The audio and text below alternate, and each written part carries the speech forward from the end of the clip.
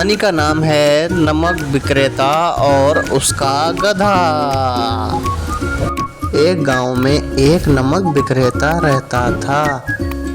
वह नज़दीक के शहर से नमक की कई बोरियां खरीदता था और वहां से बोरियां अपने गधे पर लाद कर अपने गांव की ओर वापस चला आता था। उसका गधा बहुत ज़्यादा आलसी था। व्यापारी का गधा बहुत बड़ा आलसी था। वह हर काम को टालने की कोशिश करता था, लेकिन व्यापारी भी डंडे की चोट से गधे से सारा काम निकलवा लिया करता था। एक दिन व्यापारी गधे के ऊपर बहुत सारा नमक लादकर उसको शहर की ओर बेचने के लिए जा रहा था।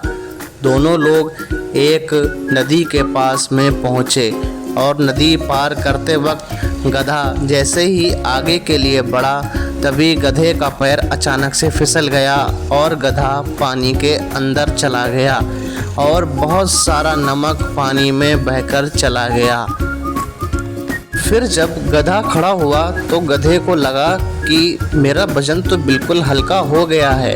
इस प्रकार से गधे ने एक तरकीब सोची कि क्यों ना जब भी मैं इधर आया करूं तो मैं इस पानी में गिर जाया करूं। अगले दिन जब व्यापारी दोबारा से आया और गधा जैसे ही नदी पार करने के लिए आगे बढ़ा, गधा जानबूझकर फिर से पानी में गिर गया और इस प्रकार फिर से गधे का बोझ हल्का हो गया। लेकिन कोई भी चालाकी ज़्यादा दिन तक नहीं चल पाती है। इसी प्रकार से नमक विक्रेता भी गधे की चालाकी को धीरे धीरे समझ गया था और उसने एक दिन ऐसा किया कि उसने गधे के ऊपर सारी कपास की बोरियां लादने के लिए सोचा और उसने कपास की सारी बोरियां गधे के ऊपर लाद दी। कपास की सारी बोरियां लादकर गधा चल पड़ा और दोनों चलते जा रहे थे और तभी गधे के दिमाग में आइडिया आया कि क्यों ना आज फिर से वही अपनी तरकीब अपनाई जाए।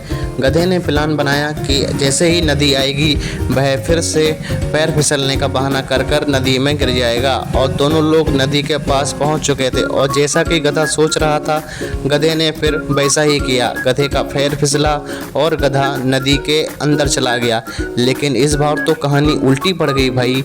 इस बार गधे के ऊपर बोझ डबल तिबल हो गया था, जिसकी वजह से गधे से खड़ा भी नहीं हुआ जा रहा था क्योंकि कपास ने नदी का सारा पानी सोख लिया था।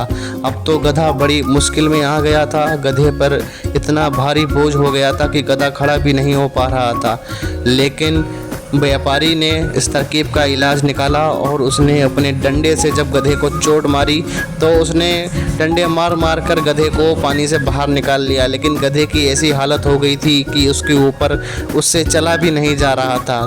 तो गधे की चालाकी उसको भारी पड़ गई, क्योंकि कहावत है ना कि कोई भी चालाकी ज़्यादा दिन तक नहीं चलती है। कभी ना कभी तो उस चालाकी का दुष्प्रभाव हमें झेलना ही पड़ता है।